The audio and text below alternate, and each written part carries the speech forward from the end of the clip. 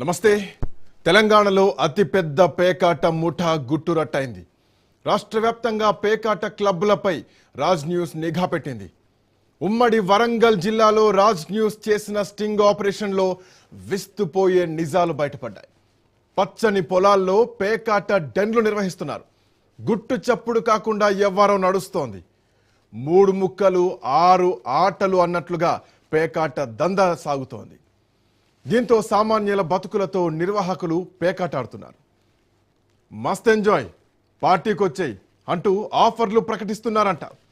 Weekend పార్టీస్కు విపరీతమైన craze ఉంటుందంట. హైదరాబాద్, భద్రాచలం, సారపాక, ములుగు నుంచి పేకాట రాయిళ్ళు వస్తున్నట్టు తేలింది. జాకీ, క్వీన్, కింగ్, ఆస్ అంటూ పేకాట క్లబ్బులు నిర్వహించుకుంటున్నారు నిర్వాహకులు. వాటితో టెంప్ట్ చేస్తున్నారు కూడా. ఒక్క ఉమ్మడి జిల్లా మాత్రమే కాదు, ఉమ్మడి వరంగల్ జిల్లాలో మాత్రమే కాదు, రాష్ట్ర వ్యాప్తంగా పుట్టగొడుగుల్లా పేకాట క్లబ్బులు పుట్టుకొచ్చాయి. అనధికారికంగా కోట్ల రూపాయలు చేతులు మారుతున్నాయి. డబ్బులు పోగొట్టుకొని ఎన్నో కుటుంబాలు ఛిద్రమై పుస్తెలమ్ముకుంటున్నారు. ములుగు జిల్లా ఏజెన్సీలో నిత్యం పేకాట దందా నడుస్తోంది. అధికార పార్టీ నాయకుల అండదండలతో ఏటూరు నాగారం, మంగపేట, వాజేడు, వెంకటాపురం మండలాల్లో పేకాట డెన్లు ఏర్పాటు చేస్తూ హస్తం పార్టీ నేత ఇర్సవడ్ల వెంకన్న అందరినీ ఆకర్షిస్తున్నారు.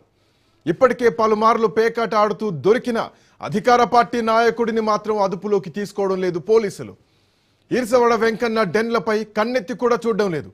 రోజుకు లక్షల రూపాయల పేకాట దందా నడవడంతో స్థానికులంతా ఆవేదన వ్యక్తం చేస్తున్నారు. మరి ముఖ్యంగా మహిళలు. జూదగాళ్లకు సకల వసతులు కల్పిస్తున్నారు. అయితే పోలీసులు మాత్రం కనీసం కన్నెత్తి చూడడం లేదా? మామూళ్ల మత్తులో జోగుతున్నారా?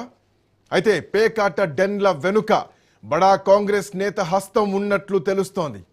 ఇంతకీ ఎవరా నేత, ఎక్కడ జరుగుతోంది అనే చర్చ జోరుగా సాగుతోంది.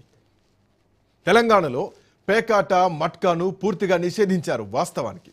కానీ కేటుగాళ్లు మాత్రం రెచ్చిపోతున్నారు. కట్పత్తా, తీన్పత్తా ఆటలాడిస్తూ అందిన కాడికి దండుకుంటున్నారు.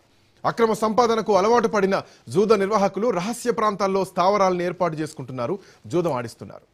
అధికారులకు, పోలీసులకు నెల నెల మామూలు అందుతున్నట్లు సమాచారం. అందుకే ఆకస్మిక దాడులు చేయకుండా కింది స్థాయి సిబ్బందితో తరచూ టచ్లో ఉంటున్నారంట. రహస్య స్థావరాలకు వెళ్లాలంటే ముందుగా నిర్వాహకులు నియమించుకున్న దళారీ అనుమతి తీసుకోవాల్సి ఉంటుంది.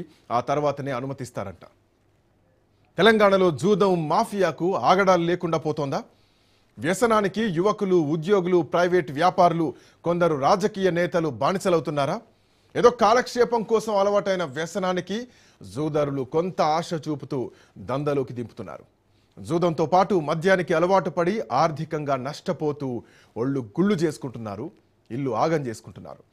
తెలంగాణలో ఇల్లీగల్ పేకాట దందాపై రాజ్ న్యూస్ స్టింగ్ ఆపరేషన్ సంచలన విషయాలను వెలుగులోకి తెచ్చింది.